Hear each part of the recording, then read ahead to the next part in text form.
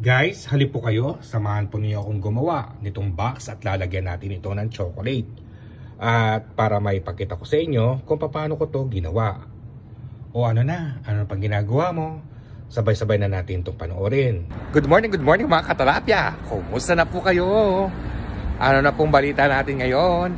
At sana ay nasa maayos ka ng kondisyon habang ako'y pinapanood mo dito sa aking video. Kumusta naman po ang mga tulog-tulog natin dyan magdamag? Kung ako ang yung tatanungin, well, maganda talaga ang aking tulog dahil punong-pulo tayo ng pahinga at tulog. Kung ang kainitan naman ang pag-uusapan, ay nako, dito medyo mainit na rin, pero kinakayanan pa rin maglakad, ano? Hanggat kinakaya. Kapag hindi na to kayanin na maglakad, request na tayo ng service kasi mainit na yon. Kahit paano ay nagkakaroon din tayo ng exercise, kaya ginugusto ko talagang maglakad during papasok ng aking trabaho. Kaya halina kayo, samahan po ninyo akong maglakad patungo sa aking pinagtatrabahuhan. For today's video guys, today is Huwebes. At kumpara sa atin ay araw ng Sabado. Siyempre, weekend. Bukas ay meron na naman akong half day off. Parang kailan ako nag day off guys. Ang bilis talaga ng mga panahon na hindi natin namamalayan. Ang mga araw, mga oras, mga minuto sa pang-araw-araw natin ginagawa dito sa abroad. O di ba? Malaking tulong na rin yun sa akin kahit papaano. O papaano? Magbubukas muna tayo ng tindahan. So, we're back. Guys, bago muna ang lahat ay gagawa muna tayo ng trabaho, no? Dahil may pinag-uutos ang ating amo, kaya dapat konsundin yon. Pinapagawa niya yung isang box. Lagyan ko daw to ng chocolate at mga sweet. Mix ko daw yun. Ito yung box na pinalalagyan ng chocolate at ng sweet. Ito may drawer to guys, ha? May drawer.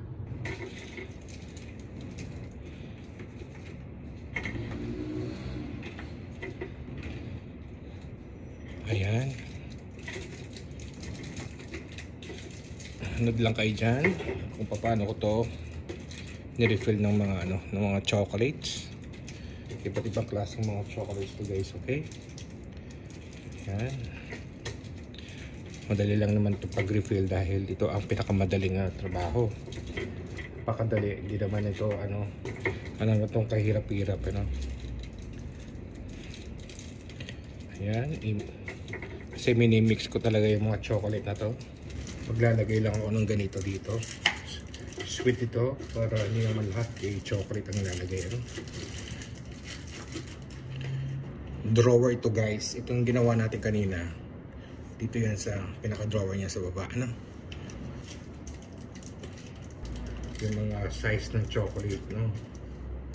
Kaya matagal tayo nagdi-decision dahil nga pagkatapos itong pahaba ng ito ay pinaka yummy na chocolate yan. Yung tawag dito ay rolls ang tawag dyan. Alam ba ninyo na yung mga ganitong trabaho nakaka-enjoy din kung kapag ganito ang trabaho natin, ano? Kuminsan lang talaga na nakakasawa din. Dumarating yung punto na talagang kasawa ka na sa ganitong mga gawain araw-araw. Ito lang ginagawa mo. Yun ang hindi alam ng karamihan. Kala nila sa office lang talaga nakaka-enjoy. Pero pag nagtagal na talaga guys, talaga nagsasawa ka na rin. At tapos ito, no? Yan. Nilagyan ko pala ng double tape to, no? Diba? Madali lang itong gawin, ano? Kala ng karamihan talaga nakaka-enjoy itong gawin.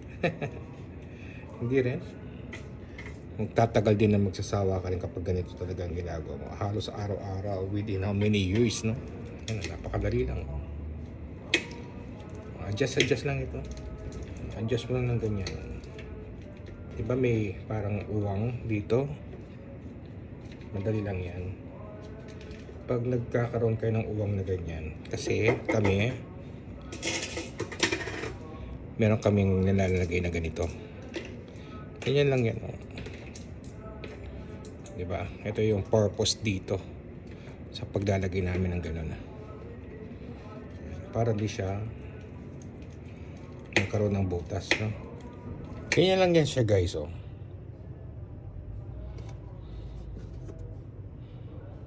At sana po may natutunan tayo, guys, sa munting binahagi ko sa inyo.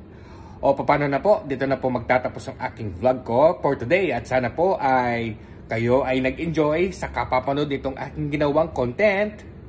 Thank you for watching. Ingat po kayo parate at enjoy lang. Bye!